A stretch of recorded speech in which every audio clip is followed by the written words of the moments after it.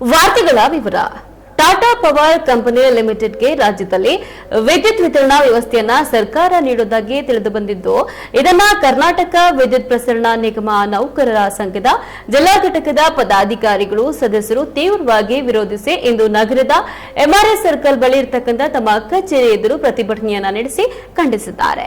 ರಾಜ್ಯದ ಪ್ರಮುಖ ದಿನಪತ್ರಿಕೆಗಳಲ್ಲಿ ಮುಂಬೈನ ಟಾಟಾ ಪವರ್ ಕಂಪನಿ ಲಿಮಿಟೆಡ್ ಎಂಬ ಖಾಸಗಿ ಸಂಸ್ಥೆ ಎಂದು ಕರ್ನಾಟಕ ಸರ್ಕಾರದ ಸ್ವಾಮ್ಯತೆಗೆ ಒಳಪಡುವ ಎಲ್ಲಾ ವಿದ್ಯುತ್ ವಿತರಣಾ ಕಂಪನಿಗಳ ಆಯಾ ಪ್ರದೇಶಗಳಲ್ಲಿ ಸಮಾನಾಂತರವಾಗಿ ವಿತರಣಾ ಕಾರ್ಯಕ್ಕೆ ಪರವಾನಗಿಯನ್ನ ಕೋರಿ ಕರ್ನಾಟಕ ವಿದ್ಯುತ್ ಶಕ್ತಿ ನಿಯಂತ್ರಣ ಆಯೋಗಕ್ಕೆ ಅರ್ಜಿ ಸಲ್ಲಿಸಿ ಆಕ್ಷೇಪಣೆಯನ್ನ ಆಹ್ವಾನಿಸಿರುವುದು ಪ್ರಕಟ ಆಗಿರುತ್ತದೆ ಎಂದಿರುವ ಪ್ರತಿಭಟನಾಕಾರರು 1943-44ರಲ್ಲಿಯೇ ಜನಸೇವಾ ಚಟುವಟಿಕೆಗಳ ಸಂಸ್ಥೆಯಾದ ವಿದ್ಯುತ್ ಶಕ್ತಿ, ನೀರು ಹಾಗೂ ಲೋಕೋಪಯೋಗಿ ಮೊದಲಾದ ಸಂಸ್ಥೆಗಳು ಸರ್ಕಾರದ ಹಿಡಿತದಲ್ಲಿಯೇ ನಿರ್ವಹಿಸಬೇಕಲ್ಲದೆ ಯಾವ ಕಾರಣಕ್ಕೂ ಲಾಭ ಗಳಿಕೆಯ ದೃಷ್ಟಿಯ ಖಾಸಗಿ ಸಂಸ್ಥೆಗಳಿಗೆ ನೀಡಬಾರದು ಎಂದು ದೂರದರ್ಶಿತದ ಡಾಕ್ಟರ್ ಬಿ.ಆರ್. ಅಂಬೇಡ್ಕರ್ ಅವರೇ ತಿಳಿಸಿದ್ದಾರೆ. ಇಂತಹ ಜನಪರ ಸೇವೆಯನ್ನ ಖಾಸಗಿ ಸಂಸ್ಥೆಗೆ ನೀಡ್ತಾ ಇರೋದು ಜನವಿರೋಧಿ ನೀತಿಯಾಗಿರೋದ್ರಿಂದ ಟಾಟಾ ಪವರ್ ಕಂಪನಿ ಸಲ್ಲಿಸಿರುವ ಅರ್ಜಿಯನ್ನ ಗ್ರಾಹಕರ ಹಿತದೃಷ್ಟಿಯಿಂದ ತಿರಸ್ಕರಿಸಬೇಕು ಎಂದು ರಾಜ್ಯ ಸರ್ಕಾರವನ್ನ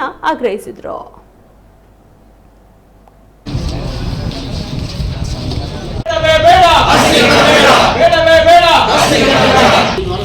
ಅಧ್ಯಕ್ಷತೆ ವಹಿಸಿದ ನಮ್ಮ ಹೇಮಣ್ಣವರಿಗೆ ಅಸೋಸಿಯೇಷನ್ ಅಧಿಕಾರಿ ನೌಕರರ ಒಕ್ಕೂಟಕ್ಕೆ ಬೇಡವೇ ಬೇಡ, ಏನೇ ಬರಲಿ ಶಾಂತಿ, ಅಧಿಕಾರಿಯಾದ ನೌಕರರ ಒಕ್ಕೂಟಕ್ಕೆ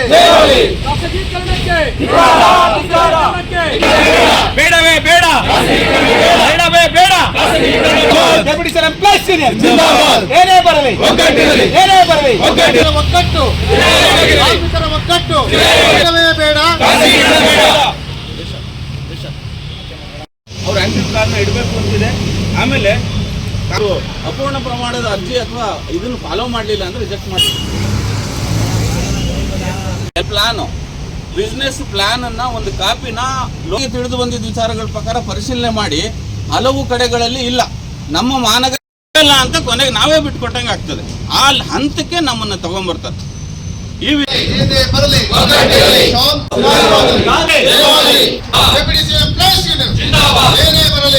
ನೌಕರರ ಒಕ್ಕೂಟ